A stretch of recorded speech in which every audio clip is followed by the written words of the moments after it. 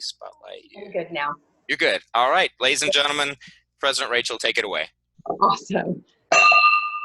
Hello and welcome to the Rotary Club of Fort Worth. We're so glad to have you here today. We have a very special meeting planned for us, and as always, we as Rotarians like to be able to be flexible. We know that Mayor Price needs to be off this call at 12:25. So Mayor, we are going to go ahead and move you and Judge Whitley up after our national anthem. So I'd like to first off thank Steve Kessler with Fidelity Investments, Bill Fairley with Fairley Wealth Management, and also Ann Sheets, Campfire First Texas, for your virtual greetings. So let's go ahead, and will you please join us for the invocation by Rabbi Ralph Meckenberger of Bethel Congregation, followed by the national anthem by Wesley Gentle, Director of Development with the Arts Council of Fort Worth. Thank you.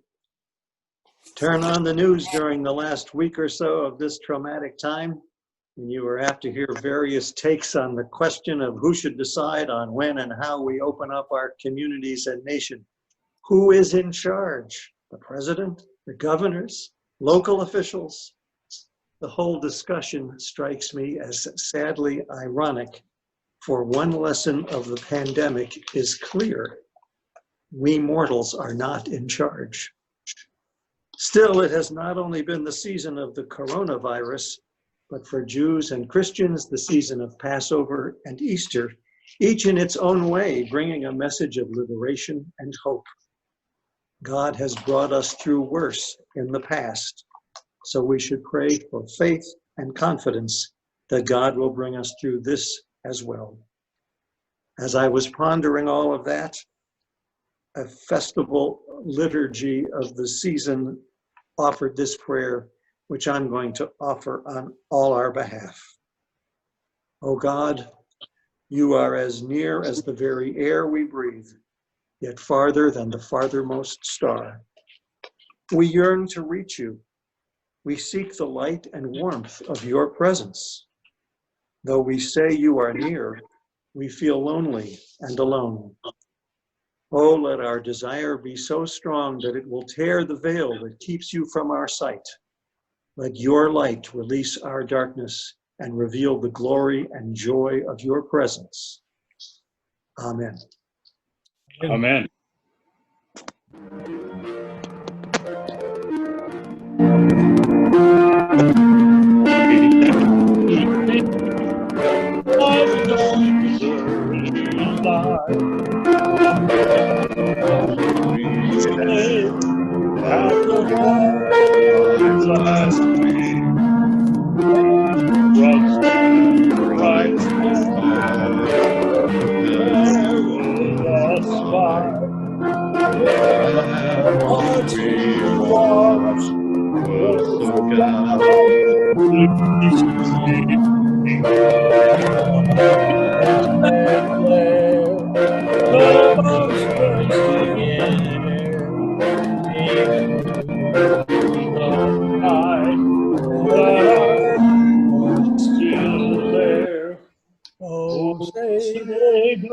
That stars spangled banner yet wave.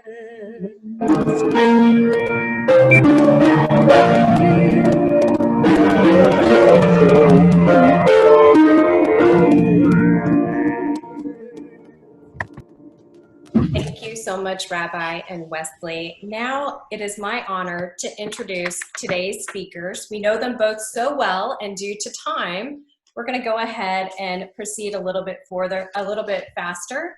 So a little note on how today's program will flow. Normally we would have Judge Whitley and Mayor Price together on the stage and a conversation would be had. And in today's new norm, we will ask Mayor Price to start with a 10-minute commentary, followed by Judge Whitley's 10-minute commentary. And then we will go ahead and open it up for Q&A. And if you would please use your chat box to post questions, we will go ahead and grab those questions for the Q&A portion. So it is my honor to introduce Fort Worth's Mayor, Betsy Price. Thank you so much for being here today, Mayor. Thank you, Rachel. Welcome, everybody. It's great to see you all. And what don't you wish you'd invested heavily in Zoom technology or GoToMeeting before this all come about? They just walked in my office and sat down Del Frisco's Grill for lunch. I told them I'm in serious danger of the COVID-15, not the freshman 15, but the way they keep feeding us. But we're all frequenting local restaurants, right? So because we are short on time, and this is the new normal, I really think this is something unlike any of us have ever seen. Who would have said 6-8 weeks ago that we'd be where we are now? Shut down, no school, no sporting events. Good news on Colonial, though. Hopefully June 8th through the 14th, no fans, but it'll be great for the city to be the first sporting event.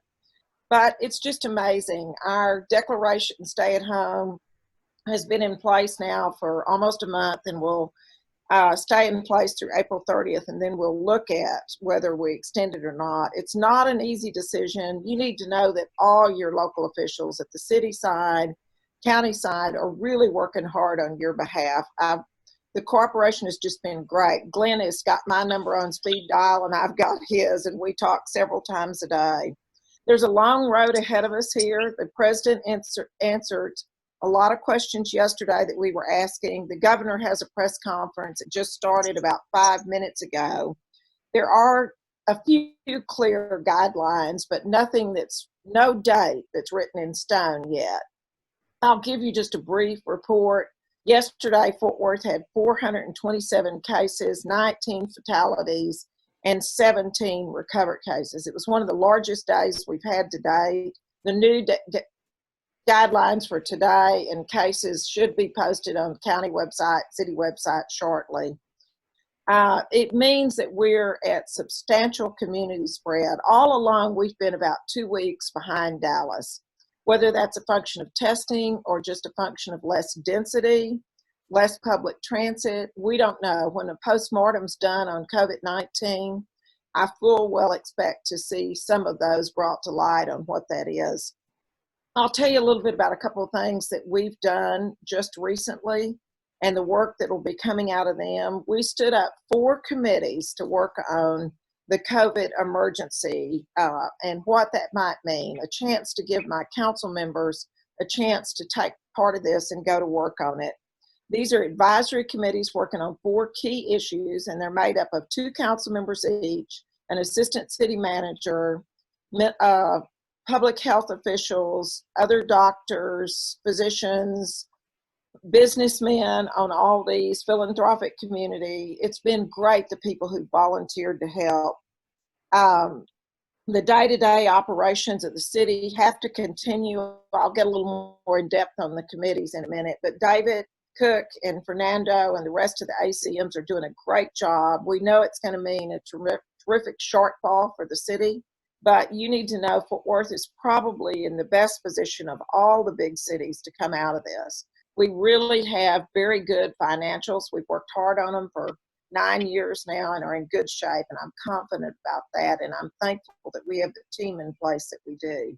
So the committees that we've stood up, the first one that you'll probably be interested in is the CORE committee. It's the Committee on Reopening the Economy. And it's co-chaired by Dennis Shingleton and Brian Bird. As you know, Brian is a physician and Dennis is a pharmacist with public health. Their job is to get with the business community, to get with the public health officials and other medical professionals and come up with the data, the matrix that will provide us key points. When do we begin to think about reopening? They'll fold in the president's recommendations, they'll fold in the governor's, and what might that look like?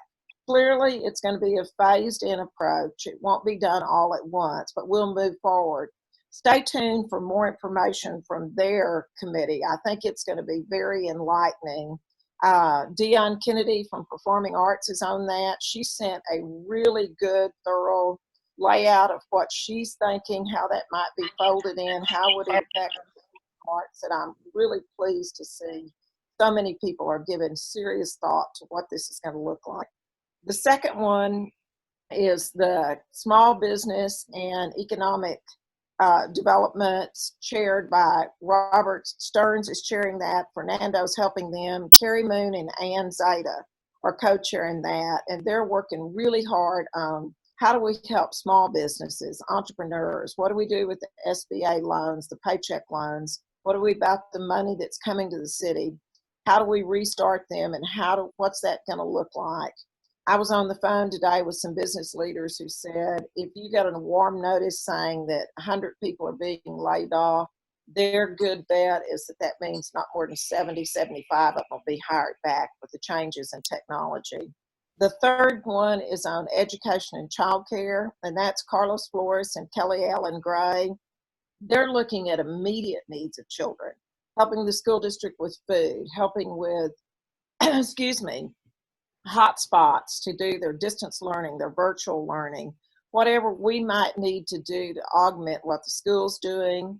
We know the kids aren't in school very long. That puts them at risk for being on our streets. They should be at home, but many of them are out. And how do we deal with the needs of those children? They're doing a great job. And the fourth committee is the Community Services Committee, and Gina Bivens and Jungus are doing that. And they're dealing with food insecurity, utility assistance, potential rent evictions. What does that look like, and how are we going? I think standing these committees up has really given us a chance to take a look at each little individual part of this. While the city business goes on, you're still getting fresh water when you turn on your tap. You're still getting a response from 911. When you need an officer or a firefighter, they're coming. Code is still there. Street repairs are going on. In fact, there are more street repairs right now because there's not much traffic. But we're taking a hard look at how do we move forward and continue to serve you, and what can that mean? You need to know, I don't believe the hardest part is behind us yet. There's more to come. Fort Worth and Tarrant County do not appear to have reached the apex of this climb yet. But I'm confident that we've got really good people working on this, and really bright minds who are coming together. The outpouring of love from the community is just unlike anything I've ever seen. I had a man that owns Maid Brigade volunteer to come in today and spray all our offices for disinfectant. He's been doing all our fire stations, all our police vehicles, just gratis for us. Those are the kind of things that just warm your heart. Last night, Dennett Construction bought 500 meals as a surprise for people who were in line to get meals. So the outpouring of love in Fort Worth is amazing. And I really do know that we'll get through this. Many of you are watching our Facebook Live. If you're not, every day at 6 o'clock, we air a briefing on what's going on during the day with different guests. Today's guest is Dr. Keith Augenbright, who's the director of Moncrief Cancer Institute. He's going to talk in detail about testing, what's being done now, what's available, where we stand, but also what does testing look like as we come out of this? How will it impact businesses, and what do we need? So stay tuned at 6 and watch us. The Facebook briefings are about 8 to 10 minutes, occasionally a little bit more, but not much. They're short and sweet. We're getting great viewership. It's a good way to get some information on what's happening at the city. And you know, I close every one of those by saying, y'all stay safe, y'all stay healthy, and y'all stay home. So thank you for staying home. Thank you so much, Mayor. We know that you have to jump off here very shortly. So again, we're going to be a little flexible. We're going to go ahead and ask some questions that are in the chat area, and Wesley Gentle is going to ask those to you. Okay, thank you. Yes, thank you very much, Mayor Price. This first question comes from Elliot Goldman, and sorry, I'm getting an echo here. Bars and 5 delicious flavors. Got chocolate. Okay. Yes, I think that question was largely addressed by your mention of the fourth committee. He did ask specifically about unemployment numbers in our area right now. Are we aware of those, and is there something we can report? We do. I don't have them in front of me. I can certainly get them and send them to you, and you can share them on the Rotary number. As you know, nationwide unemployment numbers are high. That's no different here in Texas and in Fort Worth than it is nationwide. Texas workforce is struggling to get claims processed, and every day I get a stack of warm notices, which is the warning that has to be sent to the mayor and county judges. People are laid off. Many of them that are coming are saying they're temporary layoffs. Some of them are not declaring that. So the numbers are high, and we're aware of that, and we're working to help people as we can. Thank you. This next question comes from Scott Hackler, who asks if we are going to be following Dallas County's strict order to wear cloth masks or face coverings in public. I don't believe so. We have had very good compliance with people out in public. If you go out, probably 60 to 70% of the people are wearing them, and it's growing every day. We've had for a month since the judge and I both passed ordinances, strong suggestions for face masks when you're out, but I don't think you'll see it mandated here in Fort Worth. Great, thank you. We have another question from Karen Teschlo Johnson. Oh, you mentioned there'll be some update at 6 p.m. tonight. Is there anything else you could share on that? I couldn't hear the first part of your question. Sure. Karen Johnson is asking when we will have widespread testing and tracing. And as I mentioned, you did talk about a 6 p.m. update tonight. Is there anything further at this time? Testing has been an issue for us all along. It's an issue in all the major cities. It's beginning to loosen up. The governor and the president both are assuring us that additional testing is coming. I can't give you a hard date on widespread testing. The judge may have a update this morning that I haven't seen, but we will have some additional data tonight at 6. Great, thank you. And I'll also ask Rachel and Carlo to cut me off when we feel like we're coming to our time, because we do have quite a few questions. But the next question that came up on our list comes from Andy. I'm not sure which Andy that is at this time. But we have the question, what have you heard from colleges and universities regarding the opening of the 2021 academic year in the fall? You know, we've talked to the chancellors at all our universities. They're like us, they don't have a magic date yet. I think they're waiting to see when we begin to reopen the economy and what they're thinking. Right now, clearly, they're not looking hard at summer school. They're looking more at what the fall will look like. But I think that's a question that's going to have to evolve a bit as time goes on. Thank you very much. And looks like we have a few questions that you've already kind of answered, so I'm going to pass through those. Let's see. And we have one from Chris Jordan saying President Trump mentioned events with more than 50 people is the phase 3 of the reopening plan. When do you think Fort Worth will allow these larger gatherings? And will this include churches and places of worship?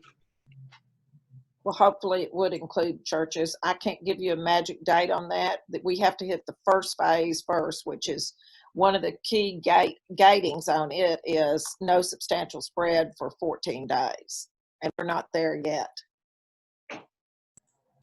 Great. Thank you very much. Thank you very much. And let's see, we have a question.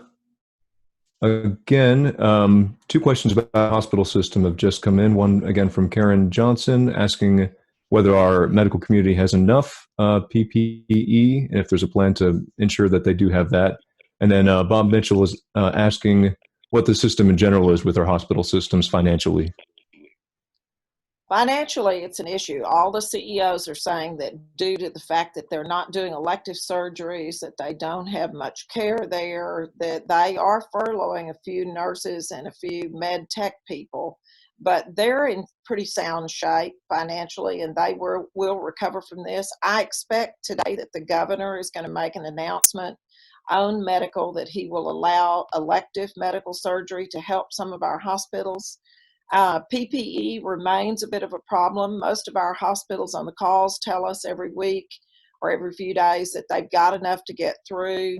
Many of them are now going to disinfected masks, and they're looking at how can they disinfect some of the PPE. We're being assured that the supplies are beginning to increase. There's a company in North Richland Hills that the state has just let a contract with. It's due to put 1 million additional kits of PPE into circulation. So I think you're going to see that breaking loose pretty quickly. All right. At this time, I'm not seeing any questions that haven't been addressed. I'm just going to wait one more second. Oh, and the final question that we'll take is from Brandy O'Quinn, who's asking, what can we do to help? You know, one thing you can do clearly is the local businesses, the restaurants that are doing curbside or pickup or delivery, frequent those. I know you don't all eat out all the time, and I think everybody's learning to cook more. Do that. One of the important things you can do is check on your neighbors. Check on particularly the older folks that are around you who may not be technical enough to order their groceries online or to have them delivered, because many of the grocery stores just aren't answering the phone. It has to be done online. But check on your neighbors. And the other thing is just practice good CDC guidelines, from, you know, wearing your mask when you go out in public, to washing your hands, to stay in when you don't have to be out. But you can get out and exercise, and that's critical too. And one of the things that I think is going to come out of this, I've been really pleased. I've been out walking and on my bicycle, and I am seeing more and more people out in their neighborhoods talking to each other. They are social distancing, but wouldn't it be great if we all went back to where we had real neighborhoods where people knew each other? Just continue checking on each other and following the guidelines. Thank you very much, Mayor Price. Thank Thank you so you. much, Mayor, for being here today. As you know, it is a tradition of the Rotary Club of Fort Worth to donate a book to the Fort Worth Public Library in honor of today's program, and this is a copy of that book plate that will be placed in the book. So thank you so much for being here today. We know that you have to take off, but thank you so much for leading our community through this really unprecedented time. And we look forward to seeing you on the other side. And thank you for being a Rotarian. We're glad to have you as part of our club. See you on the other side. Thank you for the book donation. Education's a passion of mine. Y'all keep reading too. It's a great time to read to your kids and grandkids via Facebook or FaceTime. Thank you. Awesome. Thank you. Okay, we are going to go ahead, and we see Judge Whitley is on as well, and we're going to go ahead and do a 10-minute commentary with Judge Whitley, and then we will do a Q&A, and then we'll go ahead and we will do our regular scheduled program. And so, Judge, thank you for being here today. We know that time is very precious, and especially during these unprecedented times. So we thank you, and we look forward to hearing what you have to say. Thank you. You bet. Thank you all. And this will count as a makeup for me. So I'm real glad to be able to be on here today. First off, what I thought I would do is give you a recap of where we are countywide today. You heard the mayor a little bit earlier talk about Fort Worth. We had 85 new cases today. So that brings us up to a total of 1,178 positive cases. Unfortunately, we added another death, so that brings our total deaths in the county up to 35, and we've had about 187 recoveries. So, you know, we're seeing the recoveries now as folks have gone through their 14 days, and as you know, many people have mild cases, and that's something to keep in mind, especially as we look at how to begin to consider reopening and moving forward from here. Just a couple of notes that I made as we were going through that. We have been the last couple of days, the different county judges from around this region, as well as working with medical societies, working with the North Texas Commission, so working with our business sectors, we've begun to say, okay, what's it going to take for us to begin to move through this? A question was asked earlier about how are our hospitals doing? How are available beds and how are ventilators and things like that going? You'll remember that when we started this, one of the things that we were hearing from New York and we were most concerned about was the fact that the hospitals had been completely overrun, that they were at full capacity, they could take no more patients in, and it was creating a tremendous health issue and just all kinds of very critical issues within, especially New York City, in the state of New York. So that was one of the things that early on, as we began to look at what restrictions or what recommendations we were going to make, that was the whole thought, is to make sure that we did not get to the situation of where our hospitals were going to be overrun.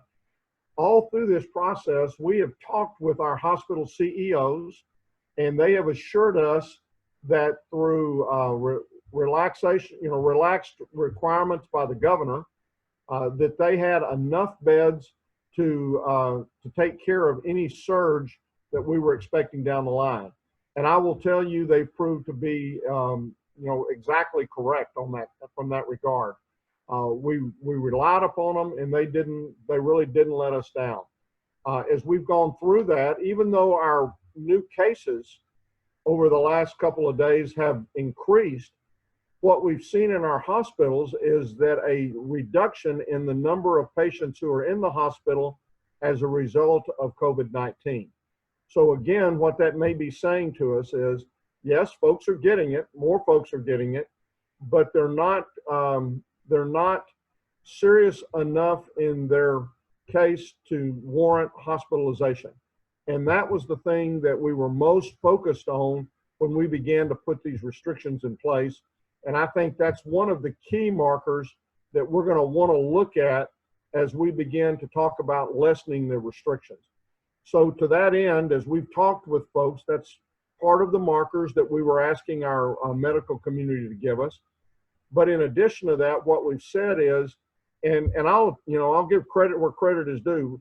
The other night, Pete Guerin called me and he said, Glenn, I'm thinking about he said, I was talking with Charlie, and Charlie was saying, well, we're hopeful that we're going to be able to get back in business soon, but it's going to be a whole new operation, and we're going to have to train our employees in a different way. And he said, Glenn, we really need to start working on setting up those training procedures, what's going to be necessary, what's going to be different, and we need to begin doing that right now. So on yesterday's call with the county judges and with the North Texas Commission, we suggested and asked them to see if they couldn't break this down into different sectors of the economy. Maybe the restaurant association, maybe the hair salons and barbershops, maybe the hotels or retail, or the different sectors that make up this thriving economy that we had before this all began. And what we're asking them to do is to try to develop new procedures, a new norm, let's say, where that as we begin to reopen, we protect not only their employees, but we protect their customers. And so I hope that over the next week and a half, they will begin to develop those procedures. We'll run those procedures by our healthcare folks to say, yeah, we think you need to do a little bit more here, or this is a concern. Like one of them was gloves. And I thought, okay, gloves would be a great thing to do. But what they said is those gloves, unless you're just changing them all the time, they're going to potentially carry a virus from one customer to the next. And so what they suggested is that maybe it's that back to what we said in the very beginning. Wash your hands, warm soapy water, 20 seconds. So there's just going to be a lot more of washing the hands, maybe even more so in there. I told somebody the other day, I said, if my hands even here running water, they just shrivel up. And I think that's the kind of stuff that it's going to take. We're going to be looking at a new norm as we come back. But the same thing may be the case for, automobile sales. It may be the same thing for retail, for real estate transactions and showing homes and doing things like that. But we're going to depend upon the business sector to tell us what they think they can do. We're going to run it by the healthcare folks. And then what we might say is we can lessen the restriction as long as you're willing to go forth and to comply with these new norms that we're laying out. I think we're going to see that in childcare.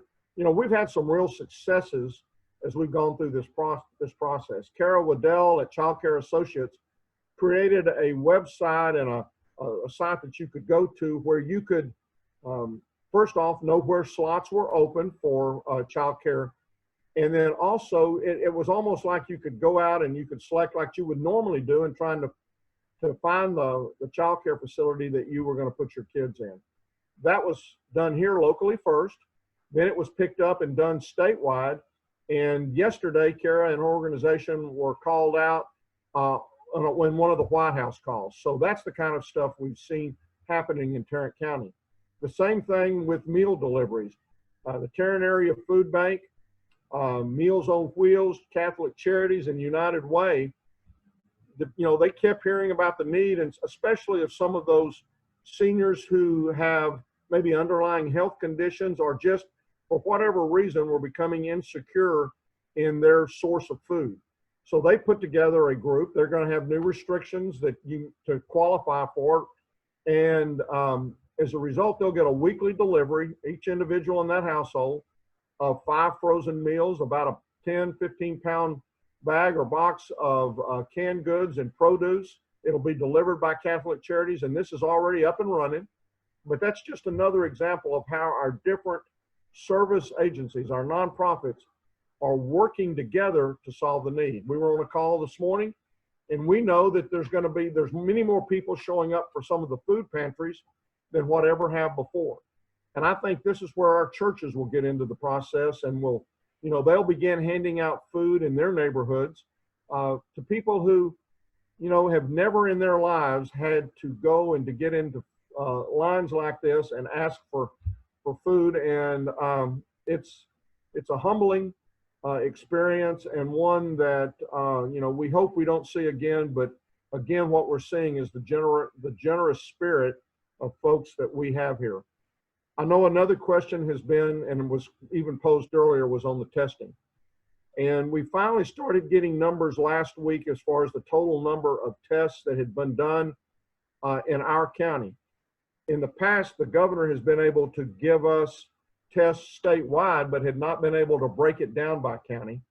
When we got those numbers last week, what we saw is that Harris County, which is the largest county and about twice our size, had a little over 12,000 tests. Dallas County was a little over 9,000. And then we were around 6,600. When you consider that both in Harris County as well as in Dallas County, that FEMA came in and set up 2 independent locations in each one of those counties, but did not give us the opportunity to have those, then I think that our numbers are pretty much in line.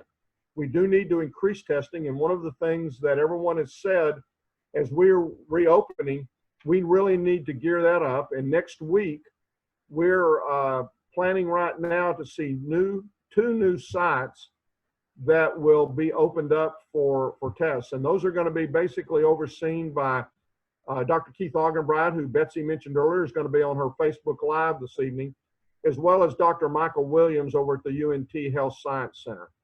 And we're working with them on the locations of those sites, but they feel like that we can maybe do 2, hopefully 2 by the end of next week, and then can begin adding to that. The biggest problem with those tests and adding those tests are just being able to acquire the reagents so that we can run the labs on those tests, as well as the PPE. And those sources, those supply lines are beginning to loosen up a little bit. So we're encouraged by that, and we hope that in the coming weeks, coming months, that we'll be able to significantly increase the amount of tests that we're doing in the county. Now, let me be real clear about this, because you keep hearing the term drive-through tests. We are a long way, if ever, away from basically just anybody who wants a test driving up and getting a test done. CDC still has a list of priorities that they have put out, and that's basically to try to make sure that those folks who most need the tests are getting the tests done. And that's been especially important while we've had the scarcity of tests. As this loosens up, we'll get further down the list. But remember, there are over 2.2 million people in Tarrant County. There is no way we're ever going to get to the point to where everybody will be tested at the time or when they think they may have the virus. I think subsequent to this time right now, when we're right in the middle of it, you will see antibody tests. And I've gotten to know a lot more about lab tests in the last couple of weeks than I ever wanted to. But you'll get the antibody tests who will be able to maybe tell you, we hope specifically that you had COVID-19. But right now, what it could tell you is that you had a coronavirus, of which there are about 8 or 9, COVID-19 being only one of those. So that's that's a little bit about where we are right now. Again, in my mind, the things that are encouraging to me is that even though we have, we've had an increase in the number of positive cases, we've had a decrease in the number of COVID-19 patients in our hospitals. And I can't thank the hospitals enough for being prepared and doing everything they needed to do to be prepared. But I think now it's time that we can begin to focus on how we're going to come out of this, and hopefully when we're going to be able to come out of this. And so with that, I'll kind of turn it over and see if y'all have any questions left at this time. Great. Thank you very much, Judge. Let's see. The first question we have comes from Ann Sheets, who is asking, what is your recommendation regarding opening summer camps this summer? That is, again, in opening anything at any point in time is going to be a matter of what precautions you can do to maintain social distancing, from, being able to keep kids from, just being too close. Those are the things that we're going to have. And while the kids may end up with very mild cases, our bigger concerns are when they go home and they're in the same household with their parents or with their grandparents. So I think we're going to have to sit down and talk with those folks who are running the summer camps, see what they realistically think they can do in terms of restrictions, and it may be wearing masks. There may be a lot of different things that we have to look at, but for each one of these sectors that we're looking at, those are going to be the kind of questions we're going to have to ask. We're going to have to consult with the healthcare folks and see if they think that whatever precautions we're putting in place will be workable. Thank you. Julie Wilson has a similar question about reopenings, this time specifically about the reopenings of gyms and fitness centers, where they will fall as a priority in terms of reopening businesses. If you look at the president's material that they put out last night, I believe that I'm looking at the different phases right here. Gyms are actually in phase one, but they say very strictly with the social distancing, and then also with how well they can clean the equipment down after each person exercises. And that's, in my mind, going to be the hardest thing. Once in a long while ago, I'd actually go to a gym, and I just remember seeing folks, you move around from one piece of equipment to another. Sometimes people would wipe it down, sometimes they wouldn't. So I think that's going to be very difficult, and there's going to have to be a lot of scrutiny on how well they're able to clean and to keep the equipment in good shape. Restaurants are in that first phase of the president's reopenings, but again, I think you're not going to be looking at the same density.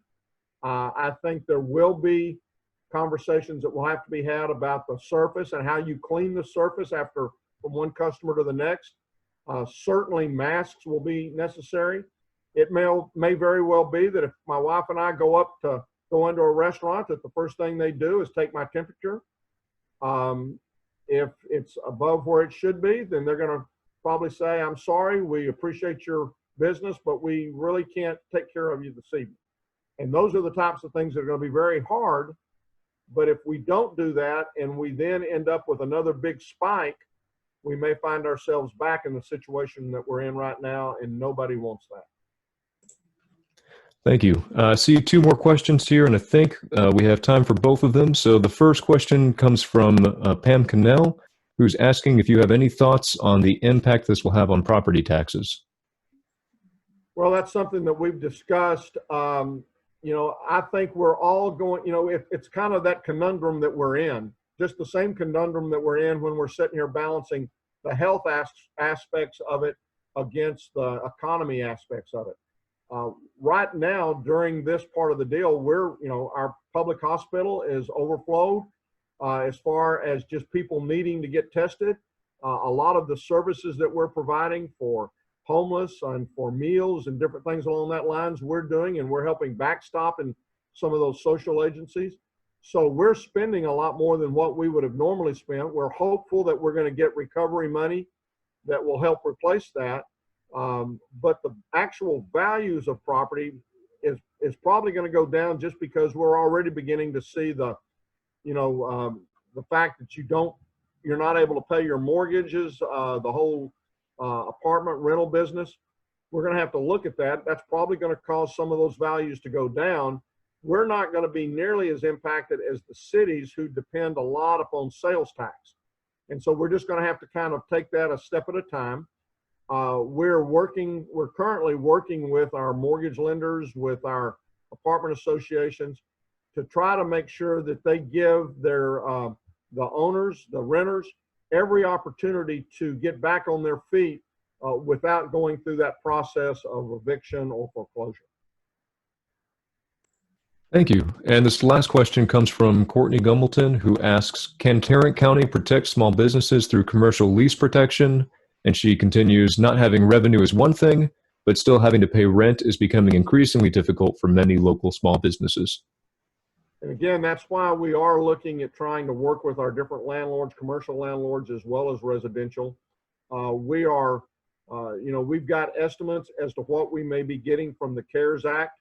What we don't know is you understand the direct payments from that to local government went to only those cities and counties with a population greater than $500,000. So what we're unsure of, and we've still got to try to get a good answer to, is that when that money comes to Tarrant County, is Arlington and North Richland Hills and Benbrook and Everman and Forest Hills and all the other 40 cities in Tarrant County that don't have populations of over 500,000, are they going to be able to go to the state? Because there was $11.2 billion that came to Texas. 45% of that, or about $5 billion, was spread out among those cities and counties that had over 500,000. The remaining $6.2 billion went to the state. And so the question becomes whether or not Arlington, who is below 500, is going to go to the state and try to receive some funds from them, or exactly how that's going to work. And so those are some of the questions we're going to have to look at, and we're going to hopefully know the answers to over the next 2 to 3 weeks. If we are not spreading that money out as much to the other areas, then we may be able to create some small business loan packages like some of the other states and some of the other large counties have done. But we really want to be sure we have very few unincorporated or citizens living in the unincorporated area. So we've got to be pretty sure about how and we're supposed to spend that money before we begin spending it. Thank you very much, Judge Whitley. At this time, I'll turn it over to President Rachel Marker. Awesome. Thank you, Wesley. And Judge, thank you so much for your program today. And as you know, it is a tradition of the Rotary Club of Fort Worth to donate a book to the Fort Worth Public Library. And this is a book plate that will be placed in that book in honor of today's program. We truly thank you for taking the time out today and for answering the majority of our questions. We truly appreciate everything that you're doing for our county, and we look forward to hearing from you after this. Rachel, I appreciate that. I've got several of those bookmarks over on my shelf right now, and I've enjoyed very much being a Rotarian and the opportunities when I've had to come and speak with y'all. So just give me a call in the future, and hopefully we'll be able to come back down to the Fort Worth Club and enjoy the lunch. Maybe not so much the singing. Excellent. Thank you so much. We really appreciate you being here today. And now we're actually going to start from the top of our program, and I'm going to turn it over to Catherine Bryan, who is the president of CASAL Inc., who will be introducing our virtual visitors and guests today. Catherine? Thank you. Thank you all for joining us at today's virtual meeting. We especially want to welcome you if you are a visitor or a visiting Rotarian or a guest. And as with any meeting, we encourage you to invite guests and prospective members. Simply forward your Zoom invitation with meeting access links. Our Zoom account will allow up to 500 participants, and it would be great fun if we could meet that threshold. We had almost 200 attending today. If you are visiting with us today, we would like to know about it. You can use that chat box feature to type a group message, and please let us know who you are and which Rotarian may have invited you. Please come again and let us know if you are interested in membership. For Rotarians, please also know that attendance at today's virtual meeting. Can you hear me? If at today's virtual meeting does count toward meeting attendance records, particularly for those aiming to maintain perfect attendance. Thank you for coming. Thank you so much, Catherine. And now we have a very special treat today. It's a tradition of the Rotary Club of Fort Worth is to have a newscast. So if you've never joined us before, hang on, you're in for a treat. I'd like to introduce Kathy Sheffield, President with Think Giving, who will be giving today's newscast. And if you know how to put yourself into speaker view, she's got some extra creative things for us today. So Kathy. Hi. Get away. I'm not really a morning person, so good afternoon, I guess. Welcome to the Rotary Club of Fort Worth's newscast. Today is Friday, March 49th. In international news, the International Olympic Committee announced that due to the COVID-19 breakout, the Tokyo 2020 Olympic Games were postponed for the first time in their history. The opening ceremony for the Tokyo 2020 Games will now be held on July 23rd, 2021.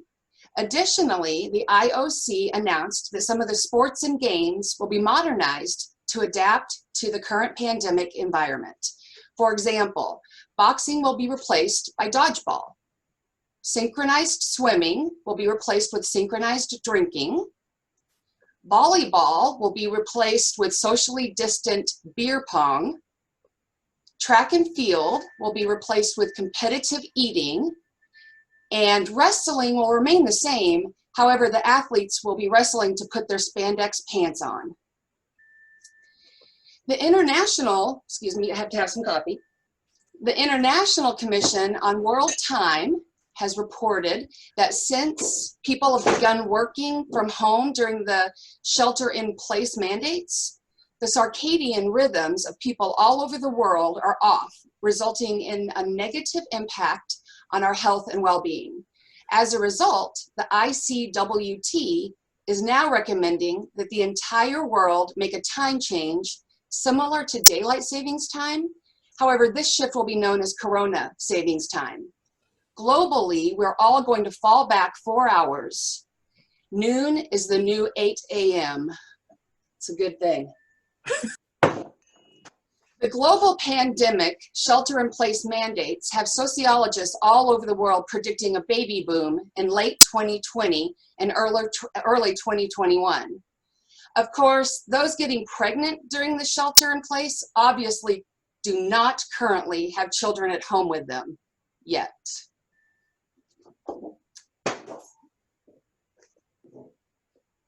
Oh, goodness, this just in. We just received breaking news alert. Donald Trump has just tweeted the following: pandemic is just panic with dim in the middle. Now I'm going to go back to our regular broadcast.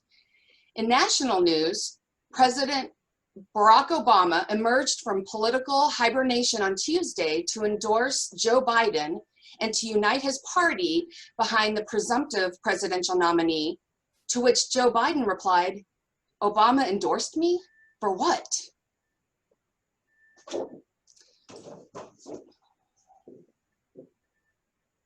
Now that most of the United States K-12 schools have shuttered and will more than likely remain closed through the end of this school year, parents have officially become homeschool teachers.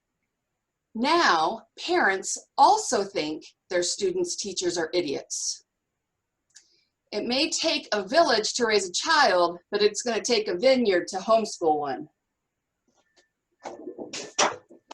Speaking of alcohol, to support the growing needs of sanitizer amidst the coronavirus pandemic, national distilleries and breweries, including our own Karen and Larry Anthon's Wild Acre Brewery, are now producing hand sanitizer. As a result, you can now buy Crown Royal Purell in a purple velvet bag. For those with more modest tastes, you can buy Jack Daniel's Germex. And well, for those with no taste, you can buy MD 8020. In local news, Judge Clay Jenkins will require Dallas residents to wear cloth masks beginning this Saturday. To better protect you and our frontline heroes, we are requiring all visitors to essential businesses, essential business employees, and riders of public transportation to wear cloth covering, said the judge. Apparently, wearing pants and shirts are still optional in Dallas. And finally, Joseph Maldonado Passage, better known as Joe Exotic, has been transferred to a prison medical center in Fort Worth. According to inmate records, Joe Exotic, also known as the Tiger King, is being held in a Fort Worth prison. It is reported that Congresswoman Kay Granger had to pull some pretty significant strings to bring famed cat zookeeper and Tiger King to Fort Worth to assist with the Panther Island project. It is rumored that after the completion of the Panther Island project, Mayor Price and Judge Whitley, in a very unprecedented move, will offer the Tiger King a full pardon because, well, as we all know, Carol Baskin killed her husband. This weekend's weather will deliver some thunderstorms in Saturday morning and a mostly sunny and warm Sunday. Yet again, it's another perfect Sunday or perfect weekend to stay home, y'all. Enjoy some wine. Thank you so much, Kathy. That was absolutely spectacular, and I know that you're single-handedly helping those liquor stores, so thank you for providing that. That was awesome. Now, we have 50 things every Rotarian should know. We are on week 34, the Rotary Youth Leadership Awards, also known as RYLA. RYLA brings together a small group of outstanding young men and women to spend a week to participate in various activities to enhance their personal development, leadership skills, and good citizenship. RYLA is on the slide for your reading pleasure, and as always, the full explanation can be found in this week's rotograph. Next up is our member spotlight segment. Each week we highlight Rotary members of our club and find out a little bit more about them. So we will start with Dr. Judith Carrier, our very first female president of our Rotary Club. Judith has been a member since 1987. Dr. Carrier, the floor is yours. Thank you, President Rachel. As you said, I've been a member of the Rotary Club of Fort Worth for 33 years.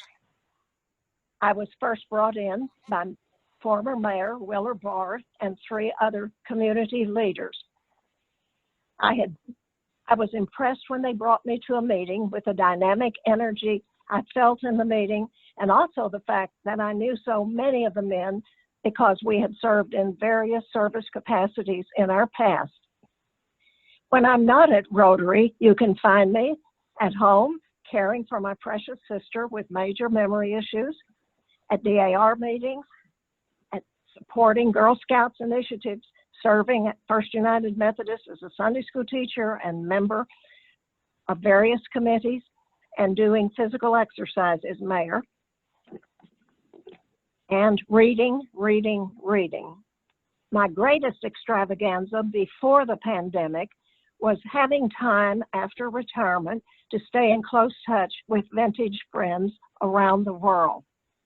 And after or during the pandemic, it's the same, but with more modern technology, FaceTime, streaming, Zooming, and trying to figure out how the dickens it all works without full-time secretaries. And how has it affected my life? Although retired for almost 10 years, I now have time to go through all that stuff I brought home in boxes after 40 years at Tarrant County College. I am happy to say tossing is better than keeping stuff. Thank you, President Rachel. Thank you, Dr. Carrier. Next, we have Allison Edwards, who has been a member since 2011. Allison? Thank you, President Rachel. I joined Rotary Club soon after I started my consulting business because I wanted to be part of a service organization, and I also wanted to meet other professionals who were involved in the community, and I love the camaraderie of the club. A fun fact, I worked in some interesting places, the White House, a coffee shop, a congressional office, a university, and a casino. My greatest extravagance is getting my hair done every 4 or 5 weeks, but these days it's my husband trimming my hair in the bathroom, and it's really not pretty. The coronavirus has affected both my life and my business. I have a 7-year-old son and a 5-year-old daughter, so I'm homeschooling my children while also meeting deadlines for my clients. And my clients' fundraising events have all been postponed or canceled, but I still have clients with Political Action Committee deadlines and reports due, and I still have business operations to maintain. So I have our household on a daily schedule, which includes a lot of outdoor recess time and tour time, which is helping to manage the chaos around here. Thank you. Thank you, Allison. It's nice to get to know you. And our last member spotlight will be from past president, the Honorable Don Pearson. Don has been a member since 1983. Don, take it away. Oh, thank you, President Rachel. Did I successfully unmute? Did I successfully unmute? You did. You're good. Oh, good. Excellent. Look, I tell you, time has no meaning for me up here in the courthouse. The place is virtually abandoned. I hear there's a cat. I need to go look for it just for some company. But anyway, when I'm not in quarantine or in witness protection, you can find me somewhere about the courthouse. I'm wishing I was out at Colonial, or other times I'm at some TCU event. And when I tell you, when Judith gets through cleaning out her stuff, I wish she'd come down here and help me clean out some of mine. Anyway, my extravagances are my wonderful wife, who fortunately is a very good cook, and our precious graduate school daughter, who is homeschooling herself right now doing remote classwork at Columbia University. My job involves, many of you people don't know what a judge's job involves. Well, my job involves a civil county court with a staff of 3, 2 of whom are working remotely almost all the time. My day dynamic is substantially different. There are very few people here at the courthouse, but it's easier for me logistically to be down here so I can handle emails and stuff on our case processing system. We have no jury trials for the foreseeable future, no face-to-face time, which I can get some stuff I'm behind on done, but at the same token, there's a lot of things that just needs personal interaction. You know, Rachel, most of our members, our lives involve some sort of personal interaction, direct face-to-face, and it's a lot more difficult to do that. But other than that, my day's a lot different. I really miss the personal interaction of having lawyers down here. So, thank you, ma'am. Thank you, past President Don, and thank you, Dr. Carrier and Allison, for letting us learn a little bit more about you today. Now, our final few items, it's time for our announcements. We have Sean Snell with Texas Health Resources, who will give a quick update on the Rotary International Toastmaster Alliance.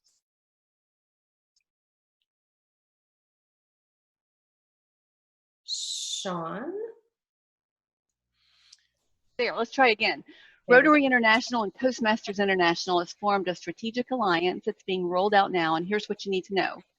Like Rotary, Toastmasters is a global nonprofit. It was founded in Illinois in 1905 and has 17,000 clubs in about 150 countries. The idea, of course, is to build on each other's strengths. They have a toolkit to help build your communication, leadership, and professional skill sets, and now they can help us with service projects. Right now, Toastmasters is going to create a set of 8 structured communication and leadership development courses for Rotary, with a phased rollout later this year in English and other languages to follow in 2021. The collaboration has been fully embraced by our district. I spoke with Calvin Dorsey, who was the local Toastmaster district director earlier this week. They have 5 Toastmaster clubs in the Fort Worth area, and we're encouraged to attend them anytime and to likewise invite Toastmasters to come with us. So what's next? Stay tuned and let us know if you would like to take a leadership role in this collaboration. That's it. Thank you, Sean. Next up, we have Dr. Diane Sanchez with Sanchez and Associates on the Rotary Volunteer Surge. Yes, this week our district governor, Peter Scott, announced a new Rotary service project called Volunteer Surge. And what that is, this program offers Rotarians, family members, and friends free training about how they can help fight the virus, either from their homes or by assisting healthcare workers. Of course, subject to governmental requirements. The Rotary goal is to recruit 1 million volunteers to sign up for this program. And the website will be sent out in the rotograph. Please, all of you, join us in trying to support this volunteer surge. Thank you, Dr. Sanchez. Next, we have past President J.R. Labby, who is with JPS Health Network, and she was not able to join us today. She's asking for all seamstresses to please contact her. She has the materials and just needs some extra hands in making some of those masks, so please contact her. And then lastly, on our announcements, an endowment update. We have received 39 grant applications from our nonprofits, and thank you all for completing those applications. Our endowment committee will be meeting next week to be reviewing all of those applications and making those decisions, so please stay tuned to the rotograph for updates as it relates to our grants.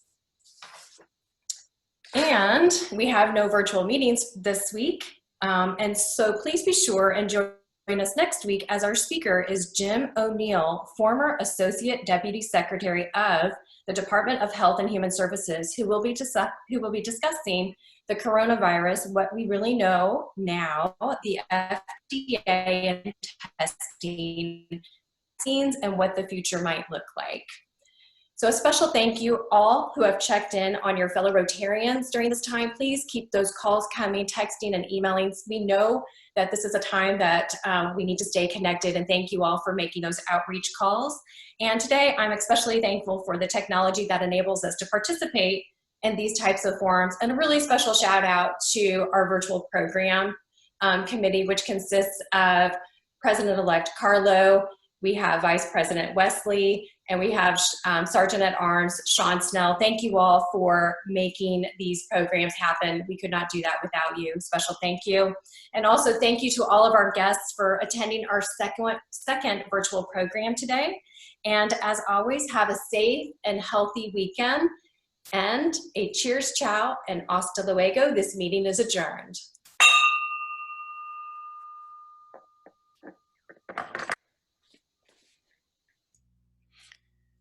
Thanks, everybody. I'll leave the video up for maybe 5 more minutes in case you want to send any messages to each other. But again, we thank you for coming.